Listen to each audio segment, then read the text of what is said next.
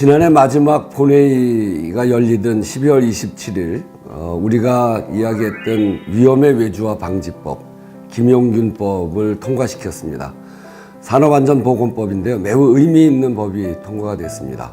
이번 산업법 개정은 1990년 이후에 28년 만에 이루어진 일인데 정말 힘들게 이루어졌습니다. 그 과정에 굉장히 많은 일들이 있었죠. 납중독으로 해서 문송명 군이 목숨을 잃고 원진레이온 사건도 있었고, 그래서 직업병에 관련된 많은 일들이 있습니다. 최근에는 삼성 반도체 백혈병 사건도 있었죠. 그런 속에서 직업병 문제를 근본적으로 해결해야 된다는 게 있었고요. 또 한편으로는 이번 김용균 사건 문제도 있었지만 그 전에 위험의 외주화 문제를 전면적으로 사회적인 이슈로 만들었던 9.2 스크린도어의 그 청년의 죽음, 그것도 있었습니다. 우리 사회에 정말 많은 산업재해가 일어나고 있습니다. 1년에 일하다가 사고로 죽는 산재해가 한 1000명 됩니다. 하루에 3명꼴입니다. 직업병으로 죽는 사람이 또 역시 1000명쯤 됩니다. 하루에 3명 정도 됩니다. 그래서 산재 사고로 죽는 분들이 하루에 6명이나 되고, 이것은 OECD 국가 중에 사망사고로 보면 최고로 많은 사망사고가 일어나는 겁니다. 이렇게 위험한 작업장, 왜 이게 고쳐지지 않는가? 이게 우리 국민들에게 또 희생을 당하는 사람들이 있을 때마다 매번 제기됐던 문제들입니다. 산재 사고로 인한 사망사고는 원청에 비해서 하청업체가 한 8배는 되는데 산업재해율로 보면 4분의 1밖에 되지 않습니다. 그 얘기는 뭐냐면 사망사고는 감출 수 없기 때문에 원청에서 훨씬 많은 사고가 나는 것이 드러나고 있는데, 사망사고가 아닌 산업재해율로만 보면 그것은 은폐가 가능하기 때문에 많은 산재 은폐를 통해서 그렇게 낮게 나타나는 겁니다. 산재 은폐, 이것도 정말 심각한 문제죠. 산재 은폐가 바로 또 우리 사회에 이런 잘못된 위험의 외주화 구조와 직결되어 있는 문제를 함께 우리가 문제 제기를 해왔습니다. 이번에 통과된 산안법 전부 개정안의 주요 내용을 보면 위험 업무에 대해서 도급 금지를 시키는 것은 그동안 고용노동부 장관이 인가해주면 할 수 있게 되어 있는 것을 원천적으로 금지시킨 겁니다.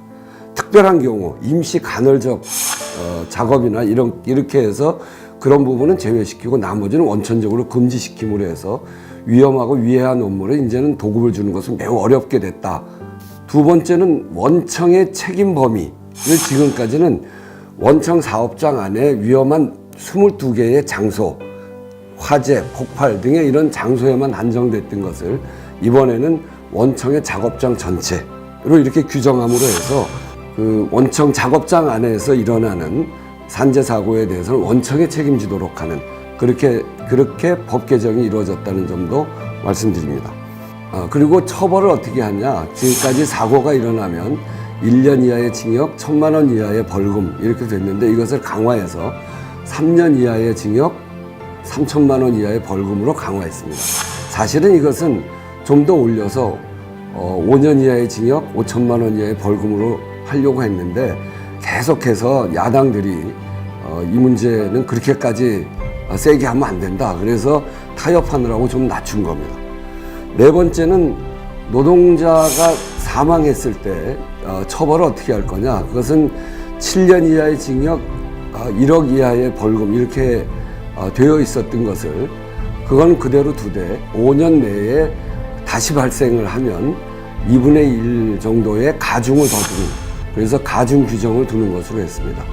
하한 규정을 두었어야 합니다. 최소한 사망했을 때 1년 이하의 징역, 이게 원래 정부 아니었었는데 이것도 논의하는 과정에 없어지게 된 건 참으로 아쉬운 일입니다.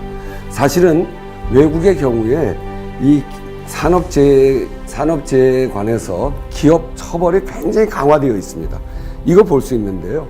영국은 기업살인법, 캐나다는 웨스트레이법, 독일은 산업안전보건법, 미국은 노동자보호법, 일본은 노동안전위생법 이렇게 해서 원청의 책임을 분명하게 하고, 특히 영국의 경우에는 산재 사고의 벌금 한도를 폐지했습니다. 그래서 정말 고의가 있는 중대 사고의 경우에는 그 자본금 이상으로 벌금을 매길 수 있는 그런 조항을 만들어 놨습니다. 그렇게 해서 2007년에 개정을 했는데 그때 0.07이었던 사망사고가 그 다음에는 0.06, 그 다음에는 0.04 대폭 떨어지게 되는 그런 결과를 만들어냈죠.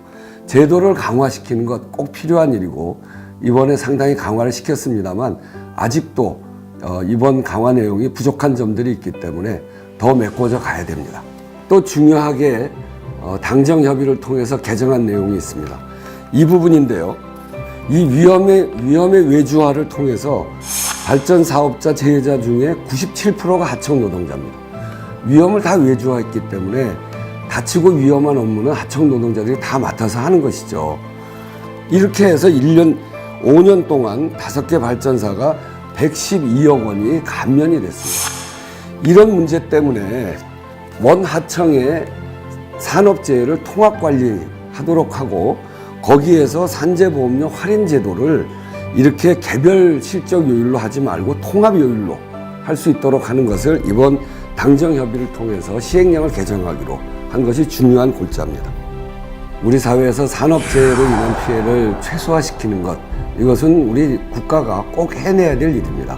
그렇게 하기 위해서는 우선 공공 부분에서부터 이런 것들이 실현될 수 있도록 제도를 좀 더 강화하고 또 위험 업무는 비정규직을 정규직화하고 그렇게 해서 산업 자체를 안전하게 만들어가는 것이 필요합니다. 문재인 정부에서 생명과 안전을 돈보다 우선시하는 그런 산업 풍토를 만들기 위해서 제도와 고용 형태를 바꾸는 일, 이것은 꼭 해나가야 될 일이라고 생각하고 최선을 다해서 해나가겠다는 말씀을 드립니다. 감사합니다.